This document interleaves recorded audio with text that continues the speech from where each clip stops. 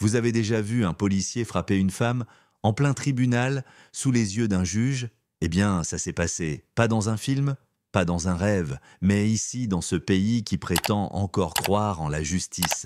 Mercredi matin, tribunal municipal de Valmeur, mur en bois verni, bancs alignés avec une précision militaire, mais l'ambiance usée, froide, résignée. Au banc des accusés, un adolescent noir de 17 ans, Malik Dossou, menotté, regard baissé, accusé d'avoir volé un bracelet ancien. Pas d'empreinte, pas de vidéosurveillance, juste la parole tremblotante d'une vendeuse blanche et un système trop pressé d'en finir. Et à gauche du banc, en uniforme noir impeccable, se tenait l'agent Bastien Leroux, grand, blanc, rigide comme une statue, regard dur comme l'acier. Ce n'était pas un homme qui faisait respecter la loi. C'était un homme qui la manipulait pour écraser.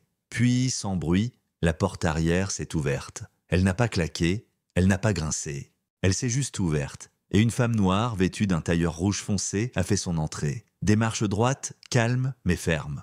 Aucune présentation, aucune hésitation. Elle n'était pas là pour demander, elle était là pour rappeler. C'était Aïssatou Dossou, la sœur de Malik, et aussi l'ancienne chef de la police de Valmeur, renvoyée sans motif 6 mois plus tôt. Quand leurs regards se sont croisés, quelque chose a changé. L'air est devenu plus dense, le silence plus tranchant. Et c'est là que Leroux a explosé. « Vous n'avez rien à faire ici !» a-t-il crié, les veines gonflées de rage. Elle n'a pas bougé. Elle a simplement posé son dossier sur le banc. « Je vous parle, sortez d'ici. Vous défendez un voleur? Vous êtes tous les mêmes. Vous n'êtes que des... » Et là, son pied est parti. Un coup de pied, violent, en plein ventre. Le craquement du talon sur les côtes d'Aïssatou a résonné comme un coup de feu. Elle a chuté, durement, mais elle n'a pas hurlé.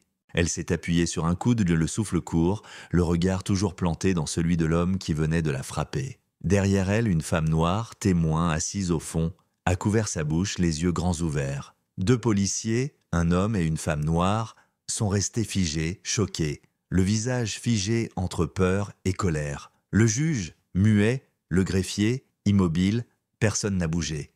Parce que ce badge, ce même uniforme qui avait frappé Aïssatou, ils l'avaient tous porté un jour, trop près, trop longtemps. Et dans ce silence, un monde s'est effondré. Mais ce que personne n'avait prévu, c'est que ce moment n'était pas une fin. C'était un début. Parce que 3 minutes plus tard, quand Aïssatou s'est relevée, la main tremblante mais le regard intact, et que Malik a crié « C'est ma sœur, c'est vous les voleurs ici », quelque chose s'est fissuré dans la salle. Puis, un par un, les gens se sont levés. Pas pour la loi, pas pour l'ordre, mais pour la vérité. Et vous, si vous aviez été là, vous seriez resté assis? Ou vous vous seriez levé aussi? Dites-le nous en commentaire, parce que parfois, se lever, c'est tout ce qu'il nous reste.